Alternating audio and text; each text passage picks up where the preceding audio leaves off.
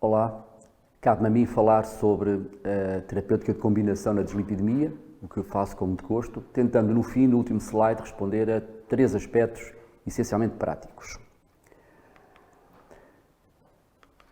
Começando, recordando uma evidência de que a relação entre o colesterol LDL e a doença vascular, essa evidência advém de estudos de intervenção, estudos farmacológicos, e advém também de estudos de randomização mendeliana. E verifica-se efetivamente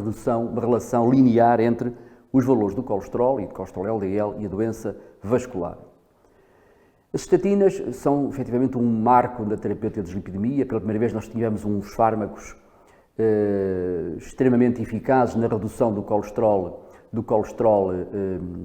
LDL e do colesterol total, mas mais importante do que isso,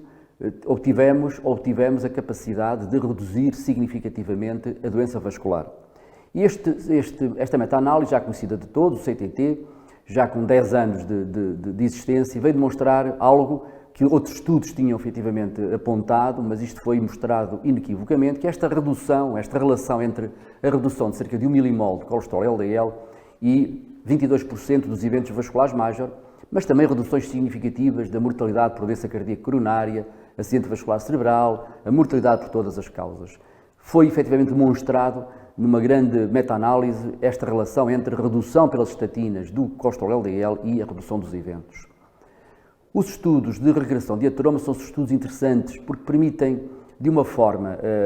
através da fisiopatologia, da evolução da própria placa de ateroma, compreender, no fundo, o que acontece na clínica. E quer o reversal, quer o asteroide, vieram demonstrar que as estatinas, em maior ou menor intensidade, ou perante terapêutica com placebo, conseguiram não só atrasar a evolução da placa de ateroma, como induzir a sua regressão de uma forma significativa. Apesar disto tudo, estudos como o DISIS vieram demonstrar algo preocupante. É que indivíduos com doença coronária, cerca de 70%, e todos eles, ou a maior parte deles medicados com estatinas, 70% estavam fora dos alvos terapêuticos. E aponto, ressalvo que esses alvos terapêuticos eram os 70 mg por decilitro de colesterol LDL, estamos a falar em prevenção secundária, diferentes dos alvos preconizados pelas últimas guidelines do ano passado, 2019, em que neste mesmo tipo de doentes, portanto, prevenção secundária ou indivíduos com muito elevado risco cardiovascular, os alvos para o colesterol LDL são 55 mg por decilitro e uma redução superior a 50%. E para não falar na doença coronária recidivante, aqueles indivíduos que, apesar de otimamente medicados, apresentam recidiva da doença coronária, em que os alvos são 40 mg por decilitro. Por isso, não custa admitir que as estatinas isoladamente, mesmo as estatinas mais potentes, como a rosuvastatina na dose de 40 mg, mesmo que toleradas, isoladamente conseguirão, na melhor das hipóteses, cerca de 50% de redução do colesterol LDL, muito aquém, com certeza, do que é necessário quando estamos a falar em prevenção secundária ou em indivíduos com muito elevado risco cardiovascular, particularmente quando partimos de colesterol LDL, valores de colesterol LDL muito elevados, valores basais muito elevados. Daí a necessidade da terapêutica de associação. E o IMPROVE-IT, que se pode ver na imagem, é um estudo também já com alguns anos de evolução, estudo tal como os estudos com as estatinas, é um estudo que marca uma fase, que é uma nova fase, diria eu, que é aquela fase em que outros fármacos não estatínicos, quando associados às estatinas, conseguiram reduzir significativamente os eventos vasculares. Neste estudo, como sabem, comparou-se um braço de doentes com síndrome coronária aguda, todos eles com síndrome coronária aguda estabilizada, um braço com uma estatina, nesta feita a simvastatina, e outro braço em que se associou a simvastatina com ezetimiba. Havia um endpoint primário, que era a morte, no fundo estes endpoints são todos muito semelhantes, a morte cardiovascular, o infarto do miocárdio, a hospitalização por angina instável, a necessidade de revascularização coronária ou acidente vascular cerebral, e o que se verificou é que no braço da associação houve uma redução significativa do colesterol LDL, isso era expectável, mas, mais importante do que isso, houve redução significativa dos eventos vasculares major. Isto foi muito importante porque foi pela primeira vez um fármaco não estatínico associado a uma estatina reduziu os eventos. E quando se analisa os eventos de uma forma isolada, houve redução significativa quer do infarto do miocárdio, quer do acidente vascular cerebral isquémico. Mais uma vez, um estudo de regressão da ateroma, o Precise-IVUS, em que, desta feita, a atorvastatina associada ao ezetimibe, induziu uma regressão da placa de ateroma significativamente quando comparado com a monoterapia com a atorvastatina. Outros fármacos foram aparecendo, por isso é que eu dizia que era uma nova fase da terapêutica, e com eles os inibidores da PCSK9, anticorpos anti-PCSK9, como vimos já, uma molécula extremamente importante na reciclagem do colesterol do receptor LDL, e este Fourier, em que foi utilizado o evolocumab, numa população de alto ou muito alto risco cardiovascular, e alguns deles já com doença, o evolocumab, associadamente às estatinas, conseguiu reduções significativas de 15% no endpoint primário, mais uma vez a morte cardiovascular, o infarto, o acidente vascular cerebral, a angina instável, e conseguiu, em termos de endpoints secundários, também reduções significativas, quer do infarto agudo do miocárdio, quer do acidente vascular cerebral. Curioso também, e muito importante, o mesmo estudo mostrou que quanto mais baixo nós obtivemos valores de colesterol LDL, e aqui estamos aqui a ver valores inferiores a 19 mg de colesterol LDL, maior foi a redução do risco vascular. Um outro estudo com o inibidor PCSK9, desta feita o Odisseia, com o alirocumab, numa população um pouco diferente da anterior, porque eram todos doentes, todos já com doença vascular, doença coronária.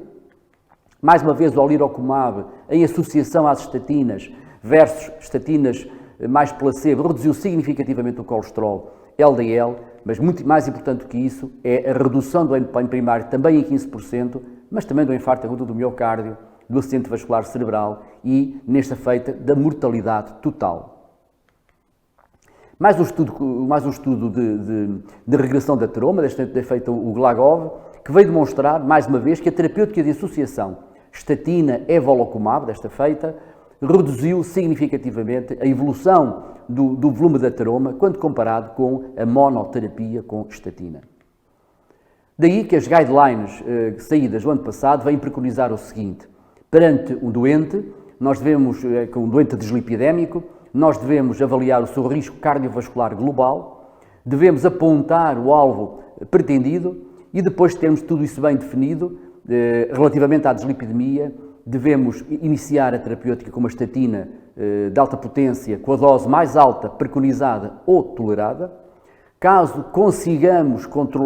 atingir os alvos, ótimo. Se isto não acontecer, deveremos associar a ezetimiba e se apesar da associação estatina de alta potência a ezetimiba, nós continuarmos sem atingir os valores de colesterol LDL alvo, nós devemos associar um inibidor da PCSK9 e ficamos assim com uma terapêutica tripla na abordagem da nossa grave dislipidemia.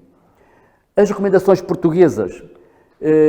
são semelhantes às recomendações europeias relativamente à utilização dos inibidores da PCSK9. Portanto, perante um evento aterotrombótico prévio, portanto, prevenção secundária, mais uma vez, a desenhar o alvo pretendido, os tais menos de 55 mg por decilitro, iniciar com uma estatina de alta potência e, caso não consigamos atingir o alvo, associar a ezetimiba. Depois, se o nosso colesterol LDL estiver superior a 140 ou superior a 100, na presença de outros fatores de risco, como por exemplo uma diabetes, uma doença multivaso, nós devemos associar o inibidor da PCSK9. No caso da hipercolesterolemia familiar, a abordagem semelhante, iniciar com a estatina, ezetimiba e inibidor da PCSK9, exceto os alvos são diferentes.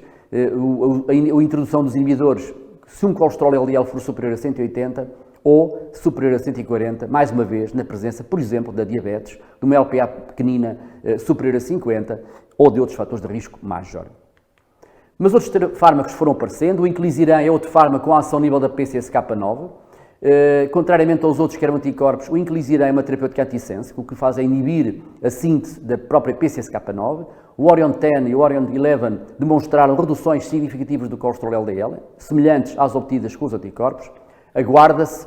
o resultado do Orion 4, que é um estudo de eventos, em que efetivamente se compara o inclisiran associado às estatinas e estatina associada a placebo, e vamos ver, esperemos que sim, que haja redução de eventos, tal como foi demonstrado no Fourier e no Odisseia.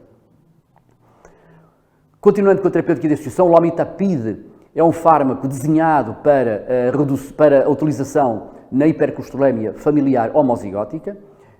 A lomitapide atua a nível do MTP, é um inibidor da MTP. Como sabem, a MTP é uma enzima responsável, como já foi dito, pela formação da esquilomicra na parede do enterócito e das VLDL no hepatócito, e com isso depois vai dar origem,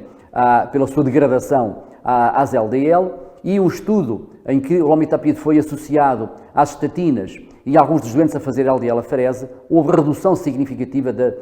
quando se utilizou a associação, redução significativa nos valores do colesterol LDL, embora devo recordar que não temos ainda disponível nenhum estudo de eventos relativamente ao lomitapide, embora algumas análises exploratórias demonstrem que esta redução acessória dos valores de colesterol LDL com o lomitapide eventualmente terão também redução dos eventos.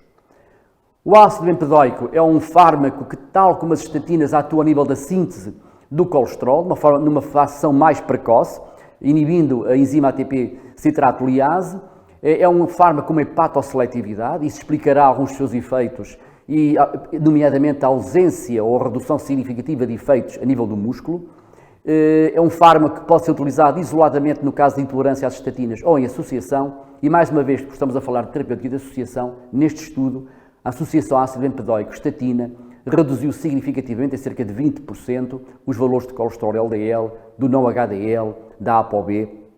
Portanto, uma associação também altamente eficaz. Angiopoetina L3, como sabem, é uma molécula que inibe a lipoproteína lipase. Com isso, interfere realmente com o metabolismo, mas terá outras ações que não estão ainda perfeitamente esclarecidas. E trago este slide aqui para que, no caso da hipercolesterolemia familiar homozigótica, a sua associação, em diversos estudos, relativamente pequenos todos eles, mas a sua associação às estatinas e ao ezetimiba conseguiu também, de uma forma significativa, reduções do colesterol LDL, do não HDL, da ApoB e dos triglicerídeos. Enfim, os triglicerídeos e a sua relação com os remanescentes do colesterol. Sabe-se que os triglicerídeos entre os 150, 200 e os 500 mg são efetivamente um tradutor de um alto risco cardiovascular por causa da presença dos remanescentes, lipoproteínas remanescentes altamente aterogénicas. Diversos estudos, muitos deles estudos genéticos, estudos de observação, mostraram uma relação entre maiores valores de remanescentes de colesterol e maior incidência de doença vascular. E trago aqui três estudos que me parecem interessantes, estudos feitos, por exemplo, o ACOR é um estudo clássico, como sabem, um estudo de intensidade terapêutica, entre os quais se avaliou também a terapêutica da dislipidemia, e precisamente nessa população diabética, em que apresentavam valores de triglicerídeos superiores a 204 mg por decilitro e HDL inferior a 34, neste subgrupo de indivíduos, a associação civastatina-fenofibrato mostrou uma redução significativa de eventos. O pemafibrato é um outro fibrato mais recente, novamente população diabética, população a fazer estatinas, todos eles, mas em que, ao apresentarem valores de triglicerídeos inferior entre 150 e 500 mg por decilitro, é um estudo de eventos, o estudo estamos a ver, um braço a fazer apenas a estatina, que já estava a ser feita, no outro braço associou-se à estatina ao pemafibrato. Vamos aguardar realmente o resultado deste estudo para ver se há redução dos endpoints vasculares major. O REDUCET é um estudo também já com algum tempo de evolução, em termos de conhecimento e de análise. É um estudo também curioso, feito em indivíduos com diabetes, medicados com estatinas, e que apresentavam, apesar da estatina, apresentavam valores de triglicerídeos entre os 150 e os 500 mg por decilitro. Foi um braço utilizado, manteve-se a terapêutica com estatina, e no outro braço foi utilizado um éster do ácido eicosapentanoico, na dose de 4 gramas por dia, e esta associação éster de ácido eicosapentanoico-estatina reduziu significativamente os eventos vasculares major, comparativamente àquele grupo em que houve manutenção apenas da estatina. Por último, falar no volanorzesorzen, que é um fármaco que inibe a síntese da ApoC3. Passámos para uma síndrome da quilomicronémia, deixámos um pouco de lado agora as dislipidémias em que o LDL era o herói principal, passámos para a quilomicronémia só para falar mais uma vez da terapêutica de associação. Um estudo extremamente curioso, e isto porque realmente até há muito pouco tempo tínhamos poucas armas para a quilomicronémia, e neste estudo o volenazozerne associado a fibratos, aos ácidos gordos ou às estatinas, conseguiu reduções em cerca de 70% a 80% dos valores das quilomicra e dos triglicerídeos.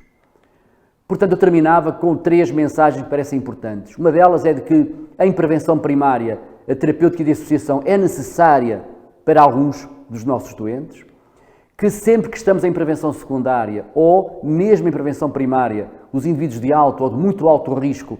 a maioria deles vai precisar da terapêutica de associação, porque com o único fármaco, nomeadamente com a estatina, nós não vamos conseguir atingir os alvos, e as estatinas deverão fazer sempre parte de qualquer esquema de associação hipolipemiante, exceto nas situações relativamente raras de uma verdadeira intolerância às estatinas. É isto que tinha para vos dizer. Obrigado.